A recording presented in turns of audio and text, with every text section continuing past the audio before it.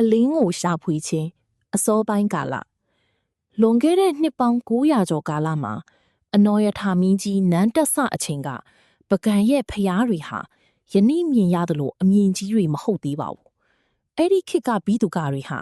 လိုင်ကူပုံစံကိုအထူးအလေးထားတည်ဆောက်ကြပါတယ်။ဖျားထဲဝင်လိုက်တာနဲ့မှောင်မိုက်ငြိမ်သက်နေတဲ့အခန်းတစ်ခုလိုခံစားရပြီးအပေါ်ကနေကျလာတဲ့အလင်းတန်းတစ်ခုကသာဆင်းတူတော်ကိုတိတ်တဆိတ်ထိုးပြနေတတ်ပါတယ်။ဒါဟာတောတောင်တဲကဂူအတွင်းတရားထိုင်ရတဲ့ခံစားချက်ကိုလူတွေရရှိစေခြင်းနဲ့ရည်ရွယ်ချက်ပါ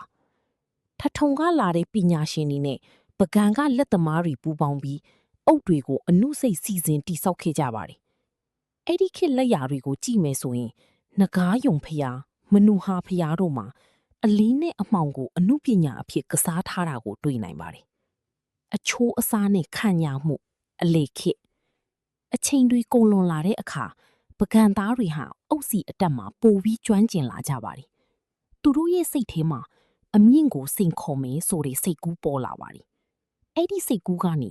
အာနန္ဒာဖျားပေါ်ထွက်လာပါတယ်။ပကံပညာရှင်တွေဟာဖျားကြီးကိုအချိုးအစားညီညာအောင်တိဆောက်ခဲ့ကြပြီးလေးဘက်လေးတန်မှုတ်ဦးတွေအထက်ထက်တက်သွားတဲ့ပုံစံတွေကြောင့်ကြည့်လိုက်တာနဲ့ပဲခံညာမှုကိုခံစားရစေပါတယ်။အထဲမှာလေလီဝင်လီထွက်ကောင်းအောင်ပဒီးမောက်တွေကိုစနစ်တကျထည့်သွင်းလာနိုင်ခဲ့ပါတယ်။ကောင်းကင်ကိုစိန်ခေါ်ခြင်းအထို့အထိတ်ကာလ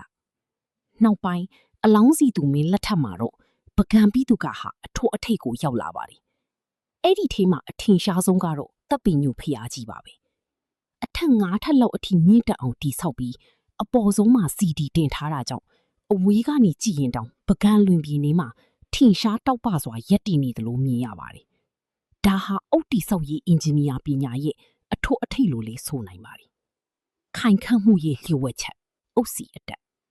ဒီဇလန်ရဲ့အဓိကအင်အားကတော့ပကံသားတွေရဲ့အုတ်ပါပဲ။သူတို့ဟာအုတ်တစ်ချောင်းနဲ့တစ်ချောင်းကြားကိုအင်္ဂတိပပလေးသာလိမ့်ပြီးအလွန်ညီညာအောင်တိဆောက်ခဲ့ကြပါတယ်။ဒန္ဒရာအရတော့ဓမ္မရင်ကြီးဖျားကိုတေတဲ့အခါ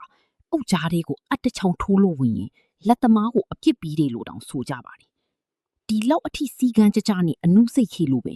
နှစ်ပေါင်း1000နီးပါးကြာသွားတဲ့အထိညီလင်းထန်းတွေကိုခံနိုင်ပြီးယနေ့အထိတည်ရှိနေတာဖြစ်ပါတယ်။ညီကုန်းချုပ်ပကံပြီးသူကရဲ့ခီးစဉ်ဟာအစပိုင်းမှာအတွင်းစိတ်ညီသက်မှုကိုရှာဖွေကနေ